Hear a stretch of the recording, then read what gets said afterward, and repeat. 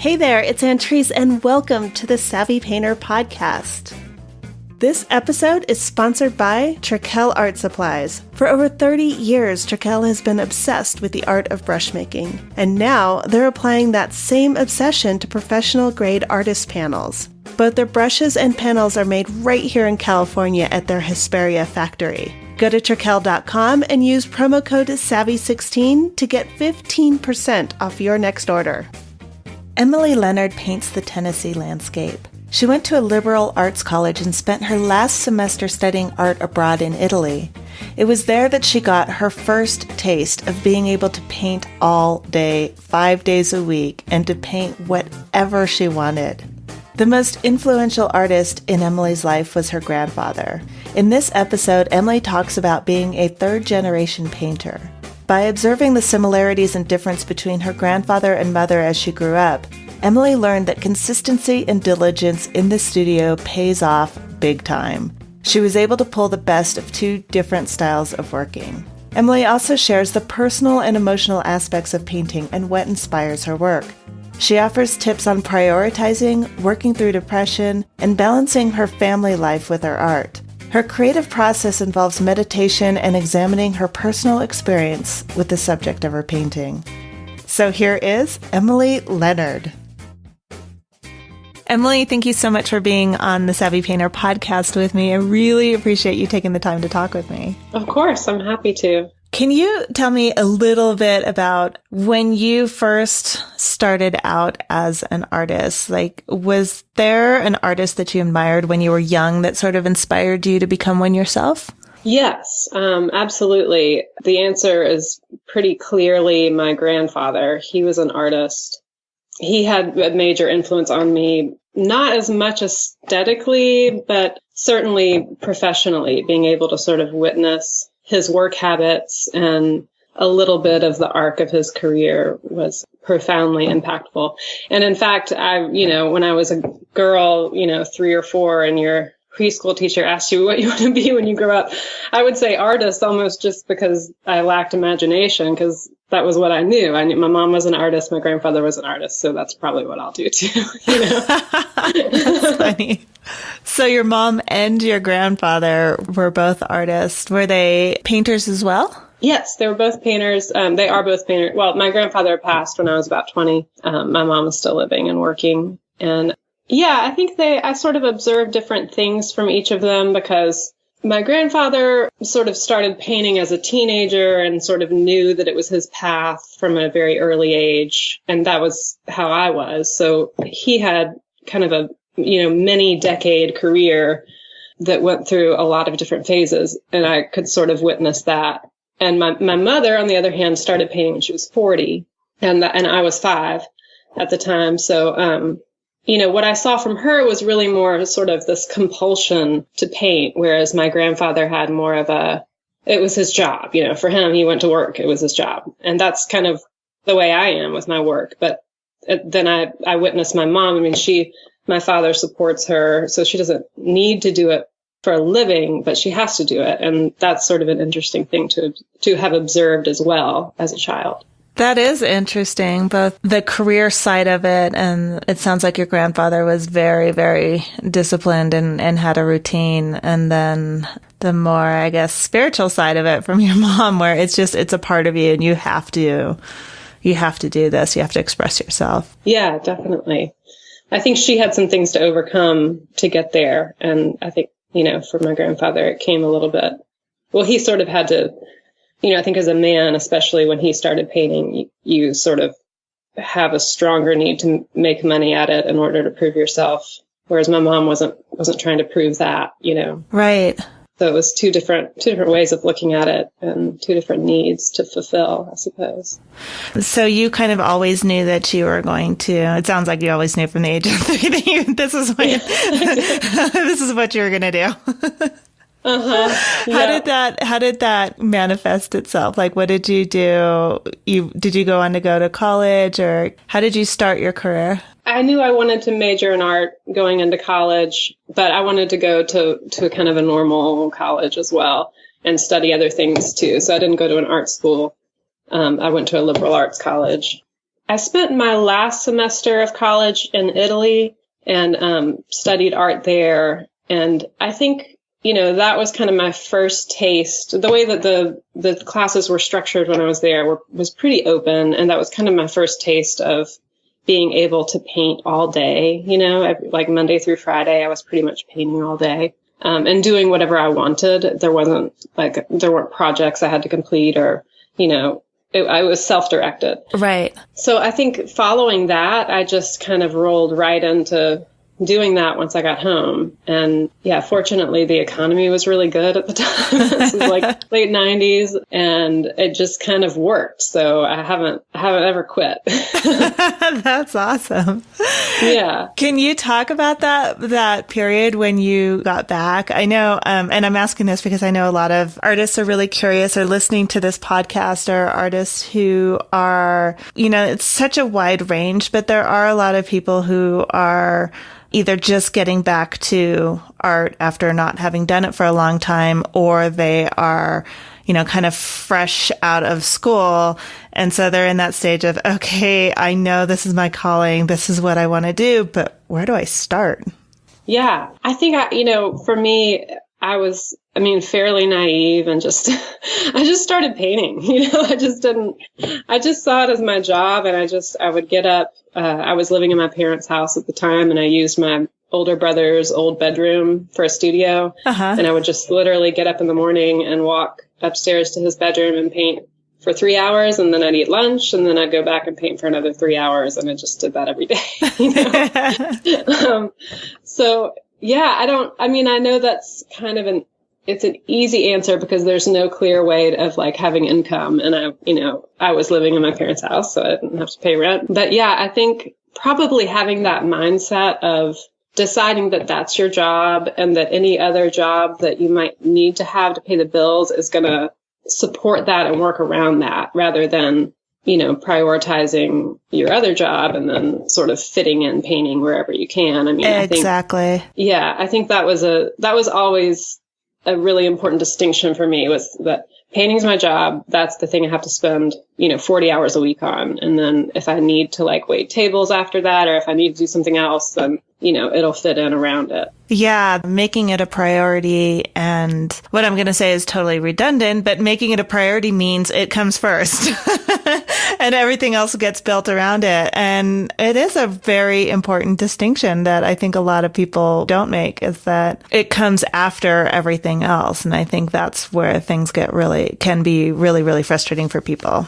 Mm-hmm. So yeah, that was great that you made that distinction early. And it sounds like maybe your grandfather was a good role model for that. Definitely. He would get up early in the morning before breakfast and go paint and, do it all day long. And he always quit right at 5 to spend time with his kids. And he was, most people, most young adults and children sort of probably have somewhat fantastical views of their grandparents, especially if they're close to them at all. And I just certainly had one of him, but I kind of am grateful for it. I'm kind of grateful that I didn't know him in my 30s and 40s when I could sort of see him clearly for all his faults and everything.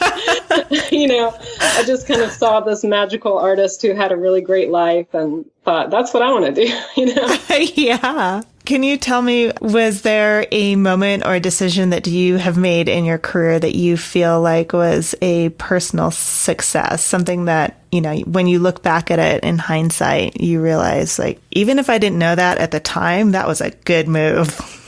Yeah. I probably a few different ones come to mind. There's one in particular that I feel grateful for, and that's that I remember, 7 or 8 years ago, I guess, I was doing a show. I was getting ready for a show that was in Seattle, and it was a big show. It was my first solo show at this particular gallery, and the gallery was, a big, beautiful gallery, and I felt intimidated by it, but also really ambitious about it. And I was doing a lot of very large scale work, and I had started a painting that was a diptych that was really large, from the first kind of moment of it, from the conception of it to the first brushstroke to everything, it just felt really right and kind of magic, I think you have all these sort of frustrating paintings and failed paintings, all for the sake of getting you that one magic one that comes along every time. Oh my gosh, yes.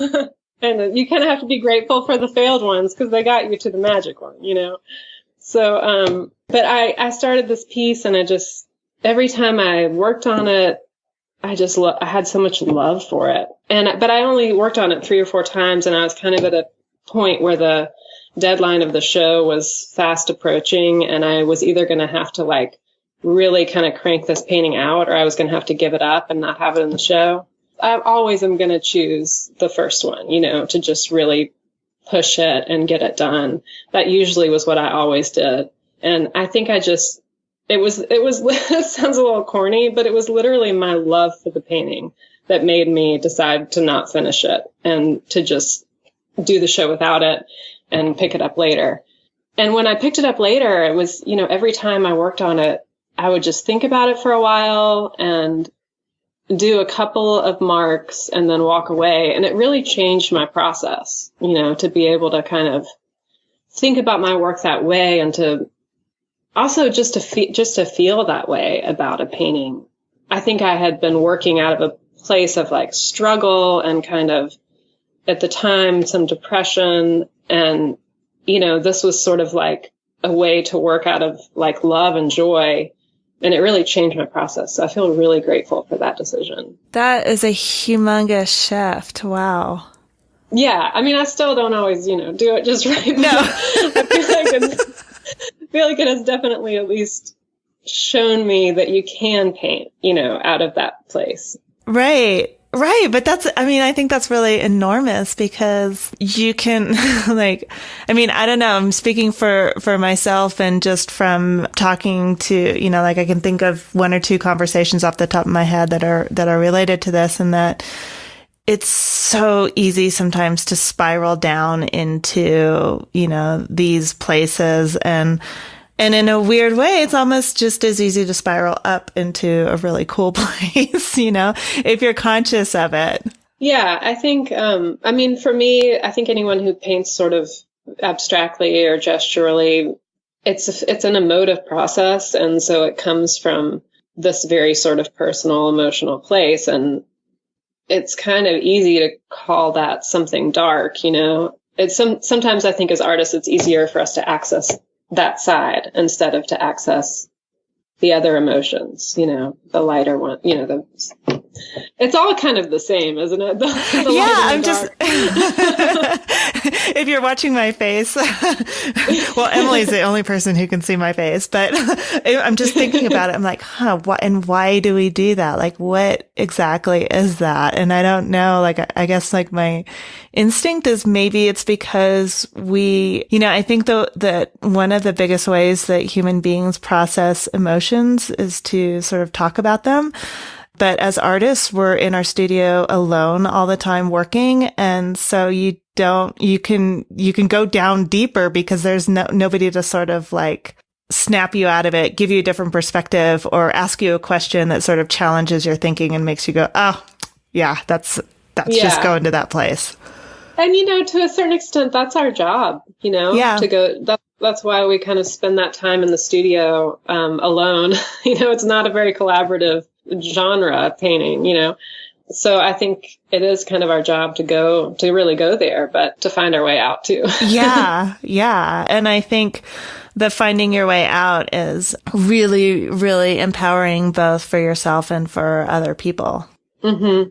And if it shows in the paintings, then that can be really strong too for the people who are looking at it. Yeah. And I think it's kind of inevitable. I don't know. Yeah. It feels like it's sort of that must somehow come through. I have to believe that it comes through, even if you can't identify it when you're looking at it. It's just like with music, there's a sense, there's a feeling, there's this, you're moved by it. Yeah, definitely. I want to ask you a question because somebody asked me if I could find an opening for this in a conversation. But before I ask you this question, I want you to know that you do not have to answer this. Okay. But you mentioned that you at some point you were depressed and that painting sort of helped you out of it. And the question, I got this really beautiful email from somebody who's struggling with a different kind of mental illness, but he was kind of wondering, like, could you, like, if there's any opening for this in your conversation, is there a way for you to talk about it? So if you don't mind, you don't have to give any details, but I guess, like, I would love to hear how painting sort of helped you through the depression that you're experiencing.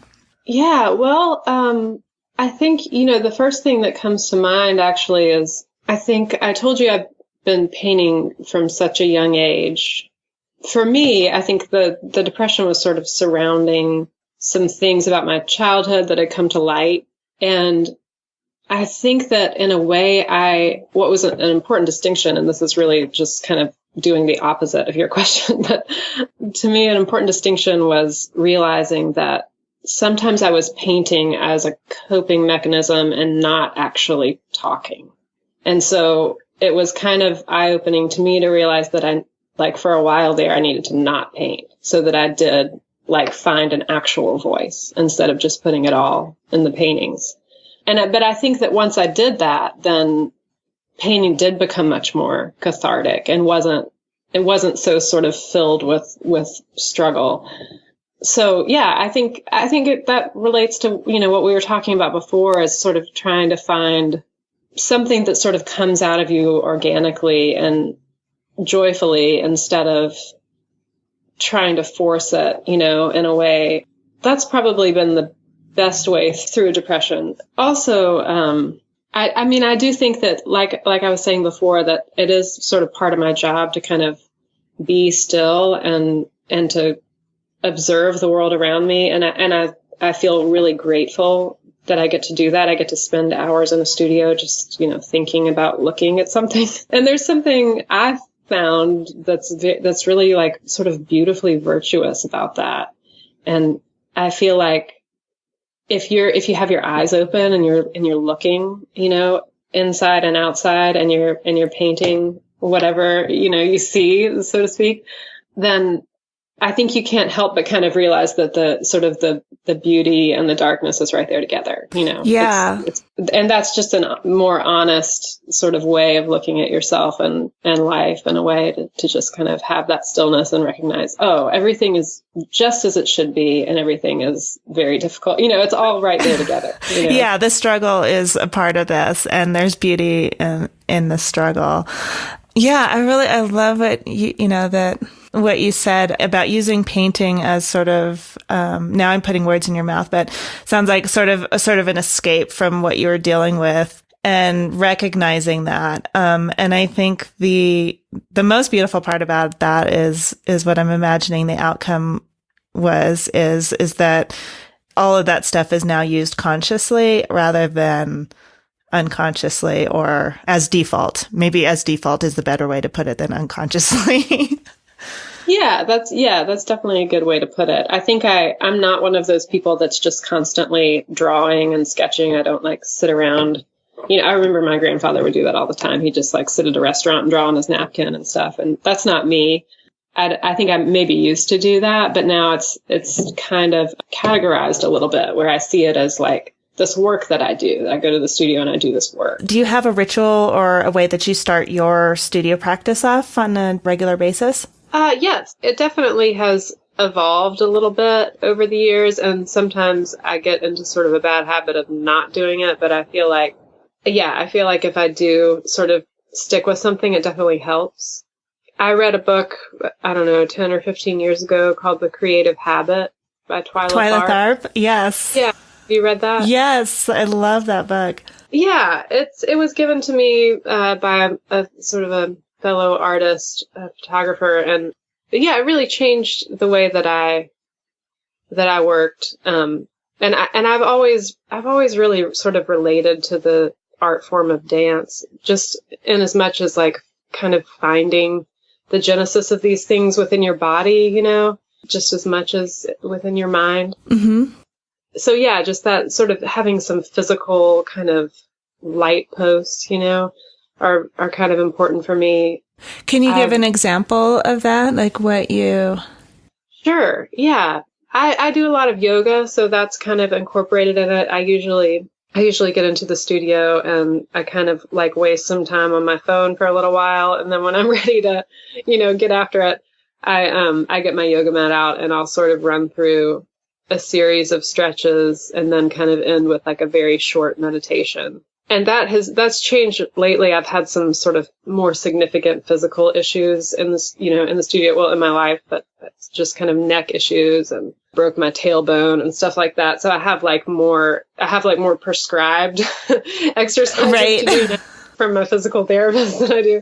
Yeah. So it kind of has changed, but I basically am trying to just kind of loosen up my body and warm up and sort of find myself, inside my body a little bit. And then the short meditation is mostly just a time to kind of connect within, but also I like to kind of at least put it out there in my mind to kind of consider the painting that I'm going to be working on and maybe dream up some colors and things like that. Do you find that that's kind of a reset button or sort of like I don't know how to describe that. Have you read Stephen Pressfield's book also? No. Oh, it's a great book. It is called The War of Art. Oh, yes. I've had people tell me about it, but I haven't read it. Yeah. So he also starts off with a ritual, very, very different type of ritual, but there's a thing that he does every day before he sits down and starts writing. I inconsistently do things like that. I'm very inconsistent about it. I'm inconsistent with it as well. When things are going well, I'm doing it. Right. Which is, when things aren't going well is when you really need it, right? Like what's that saying is that if you don't have time to meditate for 20 minutes, you need to meditate for an hour. Right. And I definitely feel that. But when I do it, at least for me, it feels like it allows me to sort of cleanse my palate and focus entirely on what I'm doing and set aside anything and everything else that might be wanting to poke me or get my attention or sort of get in my way. It's a good sort of, fresh page to start on mentally, I think. Yeah. Transition from whatever else is going on, in your mind and your to-do list or whatever, and kind of move into that. This episode is sponsored by Trakell Art Supplies. Courtney Bridges manages the marketing campaigns for Trakell Art Supplies. She keeps a close eye on social media trends and keeps current with this changing landscape by sharing information and comparing notes with artists. It is a great example of how your community can help you stay on top of changes. Now that Instagram kind of changed their algorithm, if you're using keywords like sale or go to my website and stuff like that, that's when they kind of aren't showing your feed as much to a lot of people. So you have to make sure you're wording properly so that your posts are being seen when they know you're trying to use the platform to sell to people, promote your website. If you're using certain words, they're going to know that and they're not going to put you at the top of the feed unless you pay to promote. When we post, a product or trying to get people to come to the website, we've definitely seen a change in that ever since the algorithms have been updated. Go to Trakell.com and use promo code SAVVY16 to get 15% off your next order. What is your process for starting a painting? Can you tell me a little bit about that, like once you get into your studio? For me, it starts with the subject, which sort of historically has been landscape for me, but more recently sort of botanical, floral type work. Mm-hmm. So the genesis is kind of my experience either in that place, if it's landscape, or with that object, if it's floral. And I photograph, my subjects, and then I work from the photograph. So I think I kind of find the painting through the camera a little bit and in my experience, again, with the subject. And then I kind of jump right into painting. I don't do drawings. Sometimes I'll do little kind of color studies to work out some color combinations, but usually I'm too anxious, then I just work it out in the painting and stuff. Right. What is it that keeps you inspired or keeps you fascinated with your work? Well, that's a good question. I think it's been a little hard to find lately, actually. I mean, I think ultimately I feel generally kind of, intoxicated by the natural world. it's just so sort of full of activity, miracles all the time, you know? So that's just a constant and ever deepening source for me. It's all, you know, most of my paintings are coming from a pretty personal place. So it's kind of a combination of what I'm painting and where I am. I haven't necessarily painted things sort of highly observationally. I mean, I'm definitely observing my subject pretty intently, but the paintings turn out fairly abstracted. So I think that it's not, I mean, the paintings aren't necessarily about the thing that I'm painting as much as they are about my experience with the thing or, you know, about anything, any sort of personal place that I'm coming from. So anyway, all that to say, I think that in terms of where they start, yeah, I think the genesis is always just kind of my experience in a place. And the botanical work, it doesn't feel that different to me than landscape. It's just narrower, you know, it's just kind of like instead of looking at a mile of woods, I'm looking at a couple square inches, you know? Right. So it's not that different in terms of the way I think about my subject. The approach is similar, and the fascination is pretty similar. When you're saying that that your paintings are about your experience with the place or with that object or motif, have you had any memorable responses to your work that surprised you? Because obviously you're not gonna, like we discussed earlier, like I think the sentiment comes through in some way, even if the person looking at it can't identify specifically, but there's an overall feeling that they're going to get. But I'm just curious if you've ever had an experience where somebody looked at your work and responded in a way that was very unexpected for you. Yeah, I've had a few. I mean, I've certainly had the sort of classic, like somebody gets it wrong, you know what it is. Like, I think I had a large painting of kind of a road with trees, you know, on the side or whatever, and somebody thought it was a lake, and they said, "Oh, I've been to that lake." You know, and I was like, "Well, you probably have, and maybe I don't even know what it's of. You know, maybe it is a lake. I don't know." So yeah, those things are always funny and kind of lovely too, just to sort of see that someone is sort of superimposing their experiences on it. Yeah. Yeah. You know, kind of early on when I was probably mid-20s, I was doing like landscape, but they were quite a bit darker, just literally darker than they have been lately. And I had an older woman, walk up and look at one, and I was right there, and she started to cry, and she said, I know how that feels. She looked at it and she said, "I know how that feels." Wow. And she wasn't talking about, you know, I know how that tree feels, or I know how that field feels. You know, it was just sort of, I know how that painting feels. Yeah. That was really, that made a big impression on me. And I think I've always kind of, that's kind of my greatest kind of prayer for the paintings, is that somebody can look at them and recognize themselves and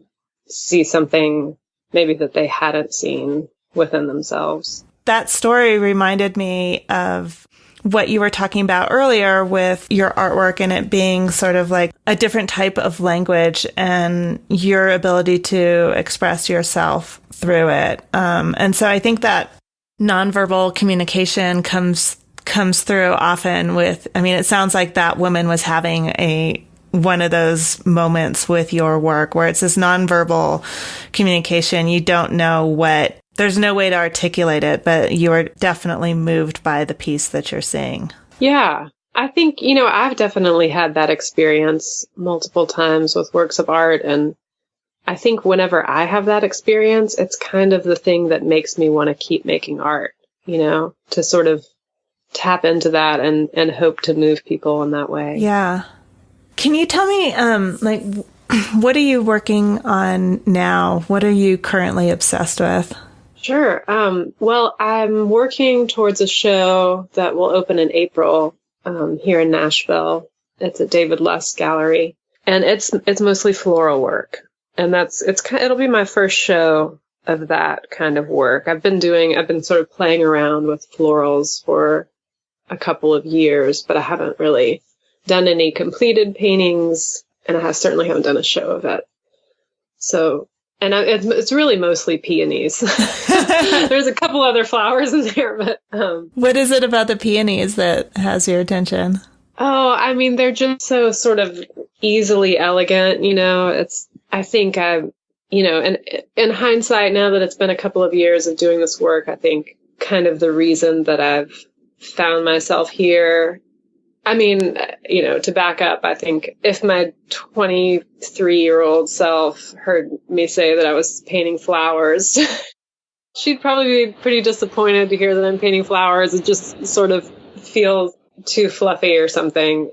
But I think the reason I've kind of found myself in this genre is really just out of kind of this sheer out of respect, maybe, of sort of what happens with flowers, sort of their journey, underground, just kind of being dead basically for most of the time, and then coming up and having these couple of days of like this really beautiful, bright life, Right. And it just feels sort of effortless, but also like intensely patient. And I think becoming a mother, I think I'm really just trying to learn the way, learn the way of the flower. I think that's really kind of what my fascination is all about. It's like, teach me how to do that. Oh my gosh, that's beautiful. Well, thank you. I hope that the work, can kind of find somewhere. I'm struggling with it right now. So yeah, I hope that I find that sort of beautiful place that has drawn me to the subject. Yeah, I've talked to a couple of other artists who also paint florals very, very differently. Bobby Burgers, who's more abstract, and then yeah, I know her work. Yeah, there's something that she said that really echoes what you just said. So it just totally reminded me of that. And Kathleen Speranza also, and it's really interesting because, from Bobby Burgers, you're reminding me of that because she also explores the evolution, not the evolution, but the birth and the death of the flower in her work. Uh-huh. And Kathleen Speranza, we talked quite a bit about the struggle to paint flowers in a way that's not the stereotypical genre. Mm-hmm. Because, flower paintings can be very kind of saccharine if you allow them to be.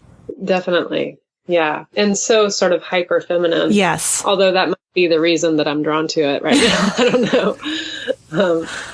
Yeah. So it's kind of like, I feel like I'd always felt like the best compliment to me when I was doing landscape. If someone said, I don't usually like landscapes, but I like your paintings. You kind of want to garner the same kind of attention. Like, I don't usually like florals, but these are working, Right. Since we were kind of just talking about this off the air, but would you mind kind of sharing what it's like as an artist having your daughter's 3 years old? How do you balance that? I hate the term. I hate asking a parent, how do you balance your life with your children? I think that sounds so awful, but it really is this sort of juggling act. And the reason that I ask is because I know so many people, so many artists out there are struggling with that. Like, how do I do this? So do you have any tips for other artists out there who are struggling with that? Oh, I wish I did. I feel like part of the answer is sort of inevitably you don't balance it. It just sort of feels crazy and you just do it anyway. You get used to the craziness. Yeah, something like that. I think that's another reason to sort of kind of, try to learn from the flowers, I guess, to kind of see how do you just let things go and just kind of be in the world as it is, Yeah, it does feel chaotic, and I definitely have a hard time finding the same amount of focus, which I think is partly why I couldn't quite handle landscapes right now, because they are so dense. Like I said before, they cover, miles, and so it just seems a little bit simpler to me to cover something that's just, a number of inches large. So, yeah, I think I had to. I think I got to a point the first year or two of my daughter's life. I really was just kind of, spinning my wheels in the studio. I was spending time there, but I wasn't getting anywhere. And it was really discouraging. And I think I had to kind of get to a point where I asked myself, how can my process and my work adapt to fit this instead of trying to sort of go at it the same way that I had been for so long? So I think that was an important question. And that's kind of opposite in a way to where we started. Earlier, I was saying that you kind of have to make painting the most important thing and then let everything else support it. But you don't have that luxury, as a mother and a wife. I think, you can only really prioritize one thing, right? Mm-hmm. So I think I had to kind of adapt my studio practice to it. And I'm still learning how to do that. But, I think the long and the short of it is really to figure out just ways to kind of maximize my time in the studio. So little tricks like turning off my phone and stuff like that, Yeah. Yeah, that's kind of what it comes down to. Yeah, it feels like it sounds very obvious, but I think when we're like in that situation, we have different sort of epochs or different stages of our lives. And so when you're younger and you're just out of college or, like pre-marriage or pre-relationship, pre-serious relationship, you make all of your own choices. It's all you. Yeah. And then you have, the transition of, maybe being in a relationship, maybe getting married or whatnot, but there's another person or another thing that you need to incorporate into that. And then with a child, it's 10 times that because they need you constantly. It's not like you can say, honey, go to the movies. I'm going to work for an hour, or something like that, or put the dog in the backyard, and you want to be there. So I think that it's this bizarre conflict that not you specifically, Emily, but we as individuals, sort of as artists, maybe get used to a certain structure in our lives, a certain way of doing our art. And then life happens and something sort of disrupts that. And we want to kind of cling to, that dream that, or that myth that it is the all encompassing one thing in your life. And that's just not true. Yeah. Yeah. You said it. I think, it's taught me, becoming a mother and then sort of continuing to prioritize this has taught me a lot about just adaptability, which I have certainly I'm far from mastering. I'm still trying to kind of fit my old way into my new life, but it just keeps not working. Right. So, I think if you're going to keep painting, then you have to change something about your studio time and your practice, to kind of make it not only more efficient, but, I think it's the mental space has been the hardest thing to find. I can carve out time in the studio, but carving out space in my head is another story. Yeah. Yeah, I imagine, because you must be thinking, even when you do get to steal away, you're a mother, like that's the instinct. You're thinking about, is she okay? What is she doing? And, like that, all that normal maternal instinct, you can't and you shouldn't turn it off. So certainly. And then, what am I going to make for dinner and that kind of stuff comes into, which I never used to think about once during the day, Oh, that's really interesting. Well, I think that, what I've noticed is that it seems like the managing of the expectations, I think this is the first time that like I've kind of had this conversation about that with regards to family, that they're there for, I'm trying to think how to say this. They're this amazing, beautiful part of your life. And so you have to honor that and respect that. And so fitting that all together and being okay with that, with your expectations of the studio, of what happens in the studio. That didn't make any sense at all, did it? Yeah, no, I think I know what you're saying. I think, are you talking about lowering your expectations in the studio?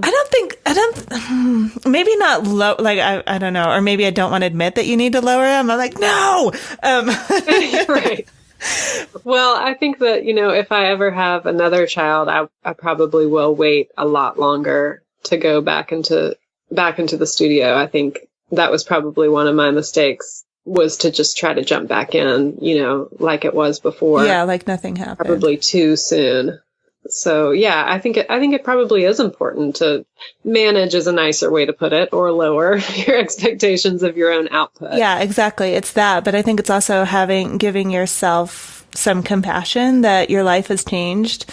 So you can't work 20 hours anymore. So don't expect to get 20 hours worth of work in the 3 hours that you now have, or the half an hour that you now have if you have a newborn or whatever it is, and it's a stage of life that also shifts and changes as children get older and need less and less immediate attention from you. Yeah. And you don't want to miss that stage, Yeah. Being consumed by how, how you're going to get your painting time in. It's just too sweet right now. 3 years old is just way too sweet to miss any of it. Yeah. If you could own a piece of art by any living artist, what would it be, or whose?